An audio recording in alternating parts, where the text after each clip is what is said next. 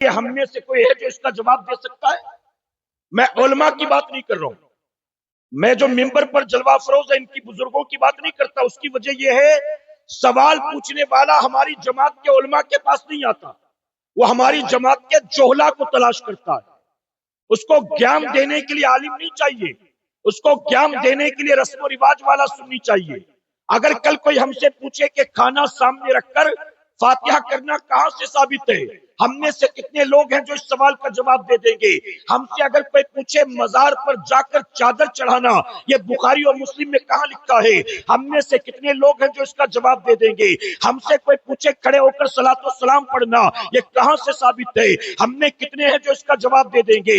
ہم سے اگر کوئی پوچھے کہ گھر پر 12ویں کے موقع پر جھنڈا لگانا یہ کہاں سے ثابت ہے، یہ چائنا کے بلب اور لائٹ لگانا یہ کہاں سے ثابت ہے، یہ 11ویں کا جلوس نکالنا یہ کہاں سے ثابت ہے، یہ اولیاء کا عرس منانا یہ کہاں سے ثابت ہے، آپ کے خاندان کے مرحومین کا تیجا کرنا، قرآن خوانی کرنا، 8واں 10واں کرنا، 40واں برسی کرنا یہ کہاں سے ثابت ہے؟ اے سنیوں مجھے جواب دو. ہمارے یہاں جلسوں کی کوئی کمی نہیں ہے، لیکن جلسے سال بھر سننے کے بعد بھی اگر عقائد اہل سنت نہیں معاملات اہل سنت کے تعلق سے بھی ہم سے کوئی سوال پوچھ بیٹھے ہمارے پاس سوال کا جواب موجود نہیں ہے.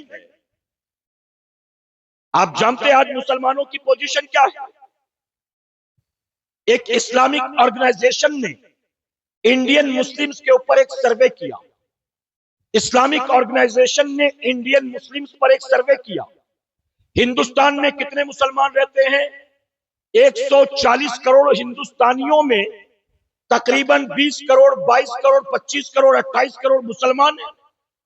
ایگزیکٹ نمبر کسی کو نہیں پتا کیونکہ سینسیکس ہوئے جنگڑنا ہوئے کافی سال ہو چکے، لیکن اندازن لوگ کہتے ہیں 22 کروڑ، کوئی کہتا ہے 28 کروڑ. چلیے 25 کروڑ مان لیجئے.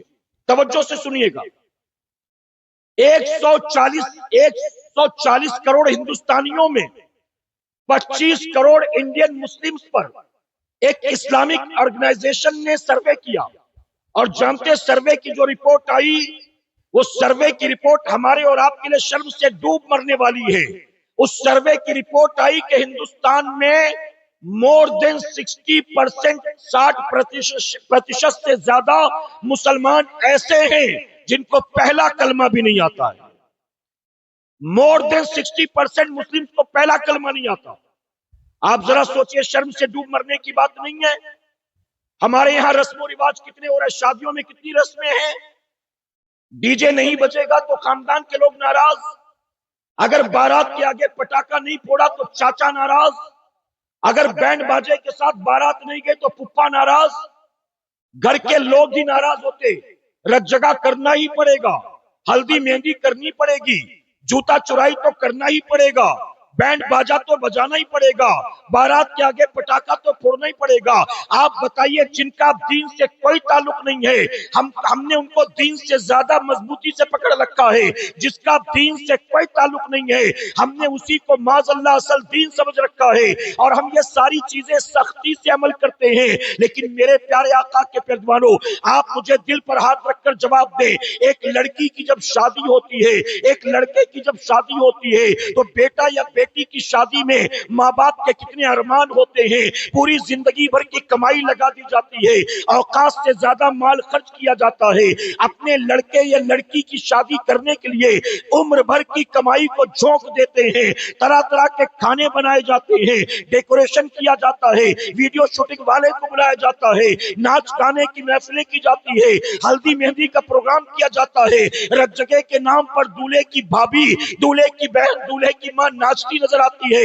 ہم یہ ساری چیزیں تو کرتے ہیں، لیکن آپ مجھے بتائیں شادی کرنے سے پہلے کیا بیٹی کو بٹھا کر اس کی ماں غسل کا طریقہ بھی سکھلاتی ہے کہ بیٹی نکاح کی پہلی رات جب تو اپنے شوہر کے ساتھ گزارے گی اور صبح سو کر اٹھے گی تو تجھے غسل کیسے کرنا ہے؟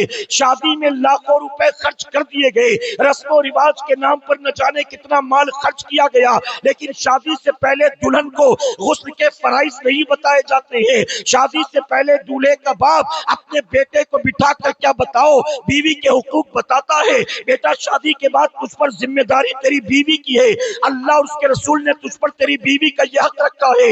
اے سرکار مدینہ کے پیروانوں، میں بہت معذرت کے ساتھ کہوں گا، آج اگر سوسائٹی کا جائزہ لیں تو ہمیں یہ کہنا پڑے گا، آج ہمارے علاقے میں، آج ہماری آبادیوں میں کئی میاں بیوی آپس میں میاں بیوی بن کر رہ رہی ہیں، جبکہ انہیں خود بھی پتہ نہیں ہے 6 مہینے پہلے ان کا طلاق ہو چکا، 1 سال پہلے ان کا طلاق ہو چکا، ان کی زبان سے نکلنے والی بکواس کی وجہ سے، ان کی الٹی سیدھی حرکتوں کی وجہ سے ان کا نکاح جاتا رہا، انہیں خبر بھی نہیں ہے، اور وہ بیوی کے ساتھ میاں بیوی بن کر رہ رہے ہیں۔ اے سرکار مدینہ کے پیروانوں، اس مجمع میں اگر آپ لوگوں کو اٹھا کر پوچھے، کوئی 3 بچے کا باپ ہوگا، کوئی 2 بچے کی ماں ہوگی، کوئی 5 بچے کا باپ ہوگا، کوئی 6 بچے کی ماں ہوگی، یہ جو 5 6 7 7 8 بچوں کے ماں باپ بن چکے ہیں، ان میں سے کسی ایک کو کھڑا کر کے اگر پوچھا جائے غسل میں کتنی باتیں فرض ہیں اور غسل فرض کن باتوں کی وجہ سے ہوتا ہے، جواب معلوم نہیں ہے۔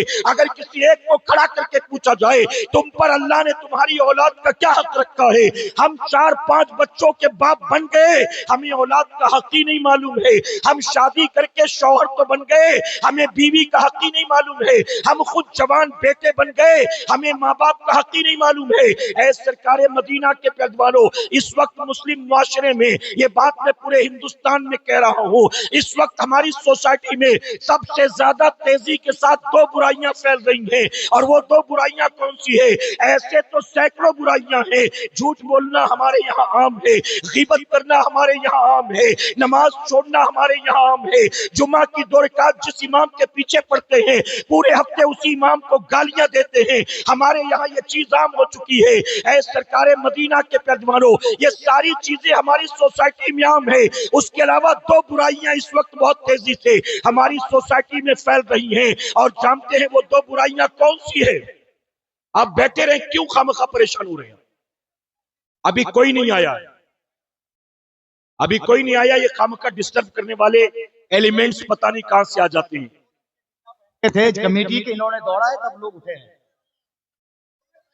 جی، یہ کمیٹی کے جو بچے ہیں ایک طرح کے کپڑے پہنے بنا لگا کر، انہی کی غلطی ہے۔ ناظم صاحب نے کہا نا، جی یہ جو ناظم صاحب نے شروع میں کہا تھا نا، میرا بھی تجربہ یہی ہے، سب سے زیادہ ڈسٹرب جو ہے نا کمیٹی والے ہی کرتے ہیں، وہ انتظام کے نام پر بدنظمی خود ہی کرتے ہیں وہ لوگ۔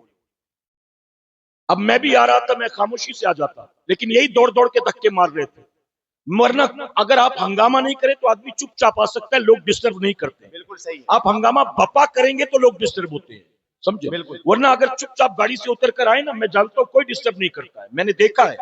لیکن جہاں کمیٹی والے رائٹ دوڑیں گے، لیفٹ دوڑیں گے، ہنگامہ بپا کریں گے، پبلک بھی پریشان ہو جاتی ہے۔ آپ یہاں توجہ دے، دیکھیں سید صاحب سفر کر کے یہیں آئے ہیں، وہ آئیں گے تو یہیں آئیں گے نا، آپ راستے میں کیا زیادہ ثواب لے لوگے، کیا نیکی حاصل کر لوگے؟ دھکا مکی کر کے۔ کل ہم رانچی میں تھے، ایک آدمی محبت میں سید صاحب کی پیٹھ پر گرا زور سے، اور وہ گرتے گرتے بچ گئے، اور پھر واپسی میں جاتے وقت ہاتھ میں موچ آ گئی۔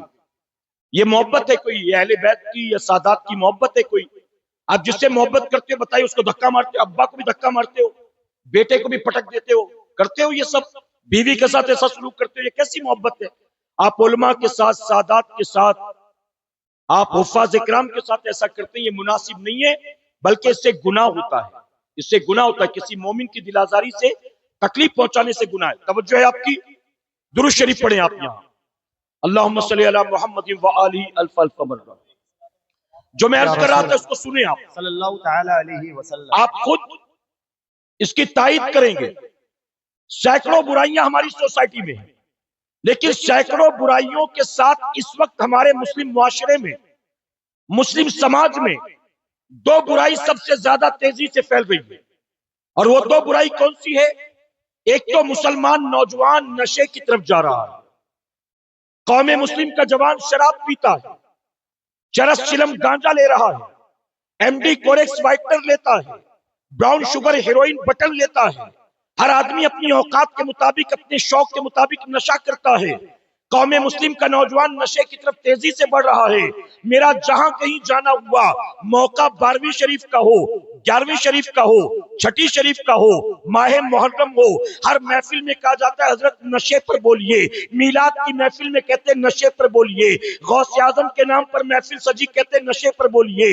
آخر نشہ مسلم معاشرے میں تیزی سے کیوں پھیل رہا ہے؟ اس کی وجہ یہ ہے ہم نے اپنی نسلوں کو یہ بتایا ہی نہیں کہ اسے اللہ اس کے رسول نے حرام قرار دے دیا ہے. آپ جانتے ہیں ممبئی دھاراوی میں ایک مرتبہ میں تقریر کر رہا تھا. میری تقریر کے بعد ایک بوڑھا آدمی 68-70 سال کا، ایک کوئی این جی او چلانے والا کرسچن تھا، وہ میرے پاس آیا اور مجھ سے آ کر کہتا ہے گرو جی ایک بات کہوں تو برا نہیں مانیں گے. میں نے کہا بتائیے کیا بات کہنا چاہتے ہیں؟ غور سے سننا مسلمانوں، شرم سے ڈوب مرنے کا مقام ہے. ہم جلسوں میں لاکھوں روپے خرچ کر دیتے ہیں، لیکن لاکھوں روپے جلسے کے نام پر خرچ کر کے آپ بتائیے ہم حاصل کیا کر رہے ہیں؟ اس بوڑھے آدمی نے مجھ سے کہا ایک مرتبہ پولیس نے الگ الگ جگہوں پر ریڈ ڈالا. ریڈ ڈالنے کے بعد نشہ کرنے والے لوگوں کو اریسٹ کیا، جس میں ڈرگ ایڈکٹ بھی تھے، ڈرگ پیڈلرز بھی تھے، یعنی نشاور چیزیں بیچنے والے بھی تھے، نشاور چیزیں استعمال کرنے والے بھی تھے. اس نے کہا کہ ایسے تقریباً 100 لوگوں کو پولیس نے دن بھر میں اٹھایا. الگ الگ جگہ ریڈ مار کر پولیس نے دن بھر میں 100 لوگوں کو جمع کیا اور 100 لوگوں کو جیل میں بند کرنے کے بعد ہم لوگوں کو جو سوشل ورکر ہیں، این جی او والے ہیں، ہم کو بلایا گیا آ کر اپنی آنکھوں سے دیکھ لو. پھر یہ مت کہنا کہ کسی بے گناہ کو ہم نے اریسٹ کر لیا، ہم نے کسی عام آدمی کو اریسٹ کر لیا. آئیے دیکھ لیجئے. وہ عیسائی مجھ سے کہتا ہے کہ جب ہم گئے جیل کے اندر دیکھنے کے لیے تو گرو جی مجھے شرم آتی ہے کہتے ہوئے دن بھر پولیس والوں نے جو 100 لوگوں کو اریسٹ کیا تھا ان 100 میں 90 لوگ آپ کے دھرم کے ماننے والے تھے. آپ بتائیے جس برائی کا دروازہ اللہ اور اس کے رسول صلی اللہ علیہ وسلم نے 1450 سال پہلے بند کیا، آج اس برائی کے دروازے پر سب سے زیادہ اگر کوئی آپ کو دکھائی دے گا تو مسلمان دکھائی دے گا. ہمارے ایک ساتھی جیل میں گئے تھے، واپس آئے تو میں نے ان سے پوچھا جیل میں آپ نے کیا دیکھا؟ انہوں نے کہا کہ مور دین 60% جیل میں جو قیدی بند ہیں ان میں مور دین 60% مسلمان لوگ. میں نے کہا یہ 60% مسلمان کس جرم میں قید ہیں؟ ممبئی کی آرتھر روڈ کی بات کر رہا ہوں. یہ مور دین 60% کس گناہ کی وجہ سے قید میں؟ کہا کوئی کرپشن، فراڈ، ڈاکہ زنی، چوری، زنا، پاسکو، ایسے کیسز میں تقریباً 30% ہوں گے اور باقی 30% ڈرگ کے کیس میں بند. ڈرگ کے کیس میں ممبئی جیسے، گجرات جیسے، سورت جیسے شہروں کے حالات کیا جانتے ہو؟ نشہ کر کے مرنے والا بھی مسلمان اور نشہ بیچ کر مال بنانے والا بھی مسلمان. سب سے زیادہ تیزی سے یہ برائی پھیل رہی مسلم معاشرے میں. نشہ عام ہو چکا ہے. اب میں اپنی ماں سے کہتا ہوں، ایک ماں مجھ سے آ کر کہتی حضرت میرا بیٹا پہلے بہت اچھا تھا، بہت نیک تھا، میری بھی عزت کرتا تھا، باپ کی بھی عزت کرتا تھا، لیکن 2-3 مہینے سے شرابیوں کی صحبت میں پڑ گیا، شراب پینا شروع کر دیا. میں نے ماں سے پوچھا تیرے بیٹے کی عمر کیا ہے؟ ماں کہتی یہی 21-22 سال کا. میں اس ماں سے کہتا ہوں 21-22 سال کا تیرا جوان بیٹا شرابیوں کی صحبت میں کب سے پڑا؟ ماں کہتی یہی کوئی 1.5-2 مہینے ہوئے. میں اس ماں سے کہتا ہوں تیرے بیٹے کے شرابی ہونے کا رونا روؤں کہ تیری ماں ہونے کا رونا روؤں؟ ارے تو کیسی ماں ہے؟ 9 مہینے تو نے اپنی اولاد کو پیٹ میں پالا، اپنی جان کو داؤ پر لگا کر تو نے اس کو جنم دیا، 2 سال تک سینے سے لگا کر تو نے اس کو رگوں کا خون دودھ میں منتقل کر کے پلایا، تو نے اس کے رال، ناک، تھوک، پیشاب، پیخانے، الٹی کو صاف کیا، تو نے انگلی پکڑ کر چلنا سکھایا، لقمہ بنا کر کھانا سکھایا، تو نے توتلی زبان کو بولنا سکھایا. میں نے کہا تو کیسی ماں ہے؟ ارے 22 سال تک بیٹا تیرے ساتھ تھا، 22 سال میں تو نمازی نہ بنا سکی اور 2 مہینے کی دوستی نے شرابی بنا دیا. سارا قصور اولاد کا ہے، ماں باپ کا کوئی قصور نہیں. آج بیٹا کہاں جاتا ہے ماں کو خبر ہے، آج بیٹیاں کہاں جاتی ماں کو خبر ہے. آج ہماری قوم کا جوان تیزی کے ساتھ نشاور چیزوں کی طرف بڑھ رہا ہے. اور دوسری برائی، ہماری قوم کی بچیاں بے حیا، بے غیرت، بے شرم، بے پردہ اور ایسی نفس کی غلام بن گئی کہ ہماری قوم کی بچیاں اب کسی سے بھی عشق کا پیچ لڑا لیتی ہیں اور کسی کا بھی ہاتھ پکڑ لیتی ہیں، نہ رنگ دیکھتی ہیں، نہ نسل دیکھتی ہیں، نہ ذات دیکھتی ہیں، نہ برادری دیکھتی ہیں، نہ حسب نسب دیکھتی ہیں، بس چہرہ پسند آ گیا، کپڑا پسند آ گیا، وائٹ باڈی پسند آ گئی، اب کوئی بھی ہو ہاتھ پکڑ کر اس کے ساتھ بھاگ جاتی ہیں۔ اے سرکار مدینہ کے پیروانوں، کیا بتائیے ہماری سوسائٹی میں یہ دو برائیاں تیزی سے نہیں پھیل رہی ہیں؟ ہماری قوم کا جوان نشاور چیزوں کا عادی بن رہا ہے اور مسلمانوں کی بچیاں غیروں کے ساتھ بھاگ رہی ہیں۔ ایسے میں کیا ہماری اور آپ کی کوئی ذمہ داری نہیں بنتی؟ ان جلسوں کو محض کانوں کے چسکے کا سبب نہ بنائیں، ان جلسوں کو قوم کو ایجوکیٹ کرنے کے لیے استعمال کریں۔ ان جلسوں کے ذریعے قوم کو ایجوکیٹ کرو، دین کی باتیں ان تک پہنچاؤ۔